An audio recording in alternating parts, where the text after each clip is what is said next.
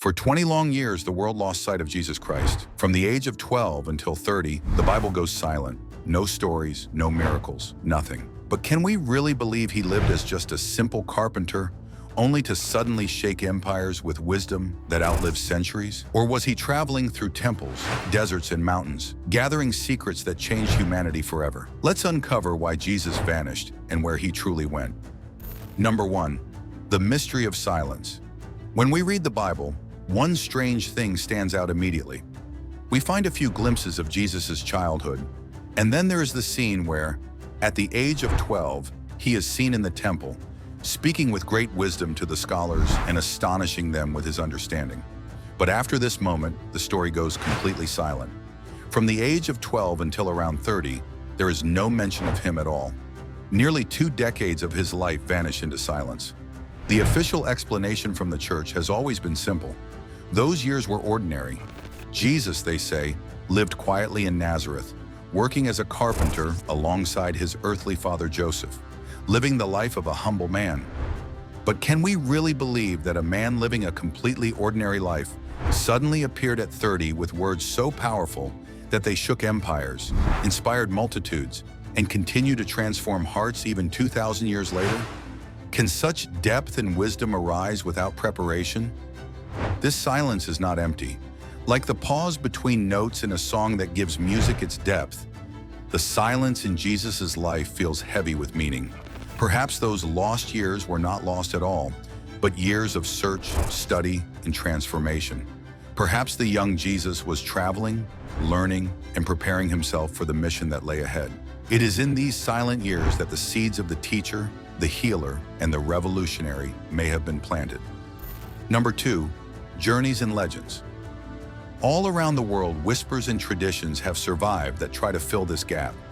They tell us that Jesus may not have stayed in Galilee during those missing years. Instead, he may have traveled far and wide, seeking wisdom from the great centers of learning and spirituality that existed at the time. One set of traditions tells us that he went to Egypt, a land rich with ancient temples, mystery schools, and libraries like the one in Alexandria. There, seekers studied the hidden sciences of the soul, healing, and the mysteries of life and death. If Jesus spent time in Egypt, he could have been exposed to deep spiritual practices that shaped his later teachings. Other accounts suggest that Jesus traveled eastward to India. In the Himalayan regions of Kashmir and Ladakh, ancient manuscripts speak of a holy man called Issa, who came from the west, studied with yogis and Buddhist monks, and then returned to his own people. This Issa taught about compassion, nonviolence, and the equality of all souls, teachings that sound remarkably similar to what we hear later in Jesus' ministry. Could this Issa have been Jesus himself? If so, then perhaps the principles of karma, liberation, and inner peace left a deep impression on him. In Tibet, stories are also told of a foreign seeker who came to study the Dharma with lamas. To this day, Tibetan monks keep alive legends of a Western holy man who once walked among them. These stories may be echoes of the same journey, preserved in their culture. Even in Britain, particularly in the hills of Glastonbury, folk legends claim that a young Jesus once traveled across the sea with merchants, walking in those green lands long before Christianity ever arrived officially. Interestingly, this same region later became connected with the myths of the Holy Grail. And then there were the Essenes, a mystical Jewish sect who lived in strict purity near the Dead Sea. They practiced healing, ritual bathing, meditation, and lived apart from worldly politics. Many scholars have noticed striking similarities between Essene practices and Jesus' later teachings. Could he have studied with them, learning the ways of healing and spiritual discipline? When we gather all these stories, they begin to form a picture. The so-called lost years may have been years of travel and preparation, where Jesus absorbed wisdom from different traditions, blending them into something universal.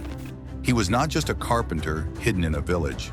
He was a seeker walking across lands, shaping himself into the teacher who would one day change the world. Number 3, hidden truths and power. If all this is true, why then is the Bible silent? Why do the official records not mention these journeys? The answer may lie in power and control. If people accepted that Jesus learned from Egypt, India, or Tibet, then Christianity would no longer appear as a completely separate and unique revelation. Instead, it would be seen as part of a much older, universal tradition that spanned across cultures. Such an idea would have weakened the authority of those who wanted to present Christianity as the one exclusive path. For religious leaders, admitting that Jesus studied among yogis or lamas would have made their control fragile. And so the years were covered in silence. But even silence cannot erase all traces. Hints remain hidden within his teachings. The way Jesus healed people with touch and prayer resembles Eastern methods of energy and spirit healing. His parables, like the story of sowing seeds and reaping fruits, sound strikingly close to the law of karma. His bold challenge to political and religious authorities resonates with Gnostic teachings that spoke of false rulers controlling the world. In this way, the lost years were not empty.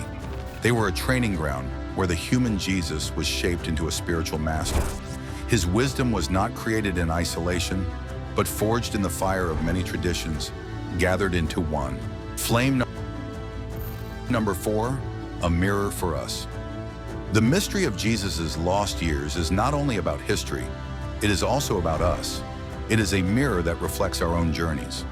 We all go through seasons of silence, times when life feels empty, when nothing visible seems to be happening. These are our own lost years. But are they really lost?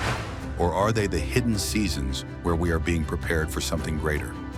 Jesus spent his silent years seeking, learning, and growing.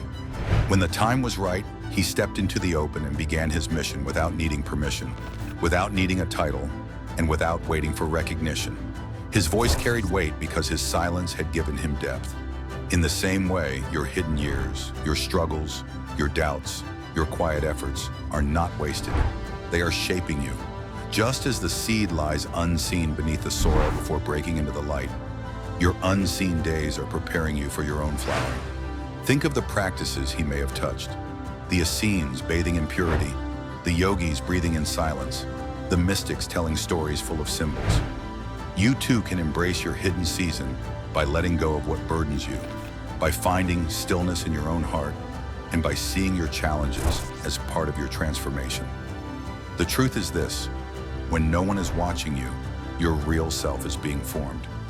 Jesus' lost years teach us that silence is not emptiness, it is sacred preparation. One day your own voice will rise and it will not need approval. Like his, it will carry its own power. The secret of the lost years is not just that Jesus remembered who he was. It is that we are also invited to remember who we are. The kingdom of God, as he said, is within us. It does not wait for permission. It does not belong only to a church or a temple. And it is not limited to one culture. It is alive within every seeker who dares to go through the silence and come out shining.